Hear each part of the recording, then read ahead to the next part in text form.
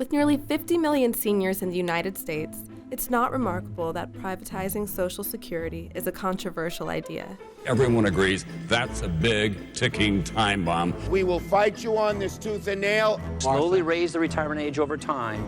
It wouldn't get to the age of... What we want to do is to replenish the Social Security Trust Fund. Fortunately, it's not entirely uncharted territory. Several countries have privatized their Social Security systems over the last few decades. So those who hope to reform the systems in the U.S. can draw lessons from their experiences.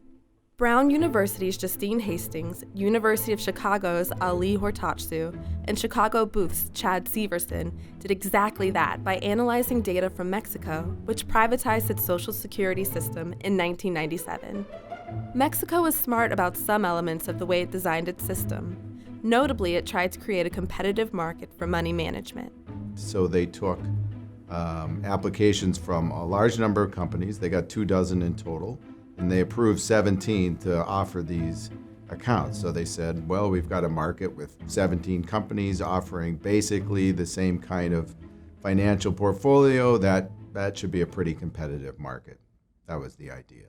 But the competition did not end up looking like the government had hoped it would. What ended up happening is the process through which they signed people up actually made people care less about fee levels. So the more agents you were exposed to, the less you cared about fees. Essentially, rather than competing to offer the lowest prices, the money managers competed to produce the best marketing. Furthermore, the researchers found that susceptibility to higher fees was not even among all Mexican workers.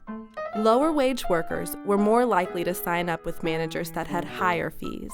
When the market started, fees were very high by really any standard. So the average load was 25%. So what that meant is for every 100 pesos a Mexican worker would put into their account, 25 would be paid immediately to the account manager, and only 75 would go into the actual account of the Mexican worker. And then on top of that, most of them also charged an annual fee as a percentage of assets held, and that varied anywhere from 0.5% to 1%, and in one case almost 5%. And so in total, a typical Mexican worker who put in, say, 100 pesos at some date, if they earned a 5% return for 5 years, would have about 95 pesos in their account. It would take them about 6 years just to get back to their original 100 peso contribution, given the fee levels that were being charged. Over the last 2 decades, Mexico has introduced several changes to the system, some of which have improved competition. But Hastings, Hortachsu, and Syverson also tested 2 additional reforms to find out if they would benefit workers. One policy they looked at is having the government compete directly in the market. We actually found if that's the only thing that changed, it wouldn't make things any better.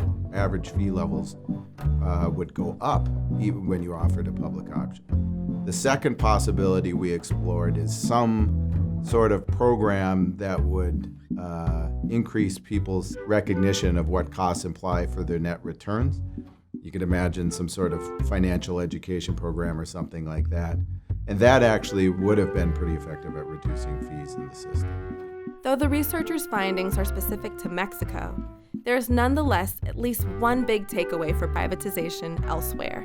The way I like to think about these kind of markets in general is if companies can figure out a way to compete using something besides prices, they will. So if you're concerned about costs and price levels, you have to design the market to make the focus be on prices.